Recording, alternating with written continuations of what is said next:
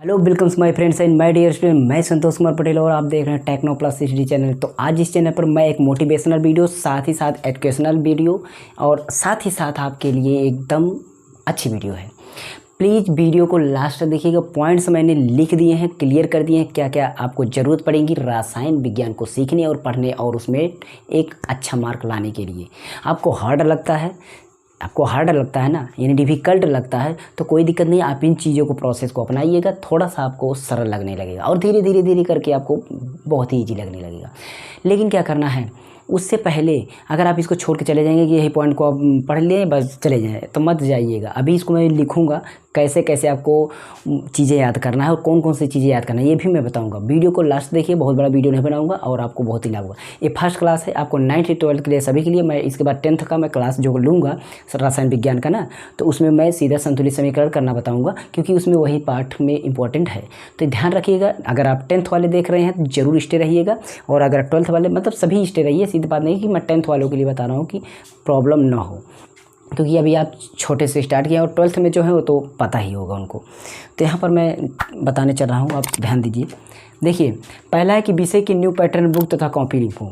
मतलब अगर आप रसायन विज्ञान सीखने चल रहे हैं तो आपको जो न्यू पैटर्न हो, एनसीईआरटी लगी है, एनसीईआरटी या आपका CBSE board, UP board, Bihar board या कोई भी बोर्ड है, तो उसकी न्यू पैटर्न की आपकी एक साथ एक बुक होनी चाहिए, हार्ड कापी उसकी होनी। ऐसा नहीं कि ऑनलाइन के भरोसे पर रहें, ऑनलाइन का ही आप भरोसा करें, कोई दिक्कत नहीं। ऑनलाइन आप ज़्यादा ना जो टॉपिक फंसे वही आप देखिए, बाकी आप ऑफलाइन ही पढ़ें, ऐसा नहीं है, ठीक है। चाहे हमारी वीडियो देखें, किसी वीडियो देखें, ऐसी दिक्कत नहीं है, लेकिन आप ऑफलाइन ही अधिक से अधिक पढ़ाई करें, बुक के साथ पढ़ाई करें और बुक को अच्छी तरीके से ले लें, उसको अच्छी तरीके से सेव करके अच्छे, और एक एक क्रम वाइज पार्ट को पढ़ते जाएँ जैसे जैसे आपको आता जाए, और साथ ही साथ आप उसको लिखते भी जाएंगे कॉपी पर, ठीक है। तो आपको न्यू पैटर्न की एक बुक होनी चाहिए, एक काम आपको कर लेना है। दूसरा काम है एक गाइड या आंसर कुंजी हो। साथ ही साथ आपको पास अगर आप बुक है, बुक में अगर आपका उत्तर नहीं दिया गया तो प्रॉब्लम होती है।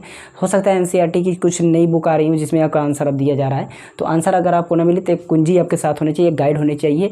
यानी कि आपको एक गाइड पहले ही ले लीजिए, आपका कोई एग्जाम दिया होगा, आपका फ्रेंड्स है, आपका पड़ोसी कोई होगा ना, तो उससे ले लीजिए ना, एक जो अवतार विद्या तमाम चीज़ें, तो उससे आपको एक अंदाज़ा लगेगा आखिर कौन सी चीज़ें आती हैं। तो थोड़ा एक गाइड का उसमें आपको सहारा मिल जाएगा, एक गाइड जरूर रखिएगा थोड़ा सा जानकारी के लिए, ठीक है। उसके बाद है सभी तत्वों के नाम और प्रतीक प्रमाण क्रमांक के आभार को याद रखें। मतलब जो सभी तत्व होते हैं, पूरा आवर्त सारणी, ठीक है, मॉडर्न पीरियोडिक टेबल को आपको याद कर लेना है। उसमें आपके जितने भी तत्व हैं उनके तत्वों के नाम, प्रतीक और उनके प्रमाण क्रमांक और प्रमाण भार, साथ ही साथ उनका इलेक्ट्रॉनिक विन्यास भी याद करना है। और सभी की वीडियो मैं बना चुका हूँ पहले भी, इलेक्ट्रॉनिक विन्यास कैसे निकाला जाता है, कैसे निकाला जाता है। अभी मैं बताऊँगा कौन कौन से प्रतीक चिन्ह आपको 100% याद कर लेना। अगर आप 10th में हैं तब 10th वाले मत जाइएगा, मैं बताऊंगा उतना याद कर लेना, 10th का एकदम रसायन विज्ञान क्लियर हो जाएगा। उसके बाद देखिए, तत्वों को मिलाकर यौगिक के नाम सीखे। जो तत्व होते हैं ना उनको मिला करके हम यौगिकों का नाम बनाएं, मिश्रण जो यौगिक जो चीज़ें बनती हैं ना उनको हम नाम सीखना है, ठीक है। तब इन सबको मिला करके, जैसे H2O हो गया, अब H2 मिल गया, 2 अनुपात में O मिल गया 1 अनुपात में, तो इसको H2O ही नहीं बोलेंगे, इसको तो हम जल बोलने लगे, ठीक है। तो इसी तरीके से हमें समझना है कि आखिर क्या उसका नाम होता है। थियरी के साथ साथ प्रैक्टिकल को ज़रूर करें। जो थियरी आप करते हैं, थियरी पढ़ें, उसको जानें, उसको याद करें, ठीक है। उसके साथ साथ आपको प्रैक्टिकल भी करना है, चाहे आप 10th में हो, 9th में हो, 12th में, 11th में, किसी में भी हो, उसके साथ साथ आपको प्रैक्टिकल जरूर करना है। अगर आप प्रैक्टिकल करते हैं तो आपको अच्छी तरीके से समझ में आ जाएगा कि हम क्या क्या किए हैं और आखिर में ये क्या चीज़ें होती हैं, कि ये आपका गैस कैसे क्यों निकलती है, किस क्या कारण है, सारी चीज़ें प्रैक्टिकल ज़रूरी होता है आपके लिए। उसके बाद आपका है न्यूमेरिकल्स को भी लगाएं और नोट्स बनाएं। मतलब जो न्यूमेरिकल भी हैं बीच बीच पाठ में ना, उसको भी आप करें, ठीक है, न्यूमेरिकल्स को भी करें, ठीक है। तो न्यूमेरिकल को आप लगाएंगे, उसके बाद पूरा नोट्स तैयार करेंगे। एक पॉइंट्स मैं और बता रहा हूँ, तो यहाँ पर आपका लिख देता हूँ, रासायनिक अभिक्रियाओं को भी करें। क्या? रासायनिक अभिक्रियाओं को आप याद करें, रासायनिक अभिक्रिया को भी याद करें, रासायनिक अभिक्रियाओं को समझें और याद करें, इसको भी, ठीक है। ये पॉइंट्स मैंने भूल गया था, तो ये भी मैंने बढ़ा दिया, इसको भी आपको करना है। आप चलते हैं, बताते हैं आखिर आपको कौन सी चीज़ें आपको तैयार पहले कर लेना है। देखिए, आपके जो तत्व हैं उनमें से आपको मॉडर्न जो पीरियोडिक टेबल है उसमें से याद कर लेना, लेकिन आपको पहले सबसे पहले देख लेना है जो हाइड्रोजन है इसको, ऑक्सीजन जो है इसको, बोरान जो है इसको, कार्बन जो है इसको, और नाइट्रोजन है इसको, और इसके बाद ये हो गया आपका। उसके बाद आपका Cl है, Mg है, Na है, ठीक है, और उसके बाद K है, उसके बाद P है, ये जो लिख रहे हैं ना, इतने तत्व का ज़रूर आपको याद करना है। वैसे हो सके तो आप 30 तक ज़रूर याद कर लीजिए। कितने तक? 30 तक आपको याद कर लेना है। ध्यान में रखिएगा, 30 तक अगर आप याद कर लेते हैं तो आपके लिए बहुत ही हेल्पफुल साबित होगी। ठीक है, तो क्या करना है मैं बता दे रहा हूँ। पी हो गया, कुछ छूट रहा है।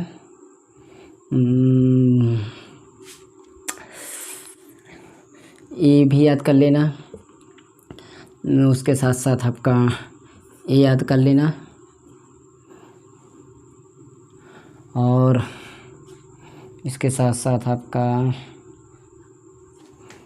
हाँ हो गया है लगभग एक ये है, इसको भी याद कर लेना। ठीक है, तो सभी को मिला करके हमें करना है। अब देखिए इनके सहारे से आपको क्या क्या बनाना है, कैसे बनता है वो भी, इन तत्वों को भी याद कर लीजिएगा। जैसे देखिए मान लीजिए हम H को 2 बार लिख दिए और O को लिख दिए, तो ए हो गया आपका जल। क्या हो गया? जल यानी पानी। ठीक है, अब इसी तरीके से अगर हम H2, ठीक है, H2, N2, O2, ठीक है, ये तीनों अगर आ जाती हैं तो ये हमारी गैस हो जाएंगी आपस में। नाम दे देंगे hydrogen gas, nitrogen gas, oxygen gas. ठीक है, ध्यान दीजिएगा, इसको याद कर लिया। हाई स्कूल वाले भी याद करिए, सब चाहे जो भी याद करिए। इसके साथ साथ अभी और क्या तैयार करना है आपको? HCl है, अगर है हाइड्रोजन भी है, इसमें क्लोरीन भी है, तो इसको मिलाकर के हाइड्रोक्लोरिक अम्ल कहते हैं। क्या? हाइड्रोक्लोरिक अम्ल, हाइड्रोक्लोरिक एसिड। ठीक है, हाइड्रोक्लोरिक अम्ल ये हो गया। इसके बाद आपका आता है H2SO4, H2SO4। देखिए तनु भी आता है इसमें, सांद्र भी आता है, तो इसके लिए नहीं, आप नाम जानते रहिएगा। इसको बोलते हैं सल्फ्यूरिक अम्ल। क्या? सल्फ्यूरिक अम्ल यानी एसिड, सल्फ्यूरिक अम्ल, ये भी याद कर लीजिएगा। उसके साथ साथ आपका NaOH आता है। ठीक है, NaOH, इसको कहते हैं सोडियम। HOH हो तो हाइड्रोक्साइड बोलते हैं, सोडियम हाइड्रोक्साइड, सोडियम हाइड्रोक्साइड। इसके साथ साथ आपका मतलब जो ज़्यादा से ज़्यादा आते हैं उन्हीं को मैं लिखा रहा हूँ। अब क्लोरीन किसी के साथ जुड़ेगा तो क्लोराइड होगा। ध्यान दीजिए, क्लोरीन किसी के साथ जुड़ा तो क्लोराइड होगा। SO4, SO3 ये सब मिल रहे हैं तो सल्फेट के रूप में हम बोलेंगे। ध्यान दीजिएगा, यहाँ पर मैंने सल्फर लिखना भूल गया तो S भी याद कर लीजिएगा। ठीक है, और उसके बाद आपका जैसे मान लीजिए यहाँ पर है आपका BaSO4। ठीक है, तो अब ये देखिए सल्फ्यूरिक अम्ल यहाँ पर था, लेकिन यहाँ पर जो है ये वाला जो आपका है, ये देखिए बेरियम सल्फेट है। क्या है? बेरियम सल्फेट, बेरियम सल्फेट है। तो बात को समझ में आ रहा है? SO4 अगर आ जाता है तो सल्फेट कर देते हैं इसी तरीके से। तो इन सब का नाम भी आपको तैयार रखना है, और मैं भी बोल रहा हूँ और क्या नाम आपको याद करना है। H2HCl, SO4 ये सब हो गया।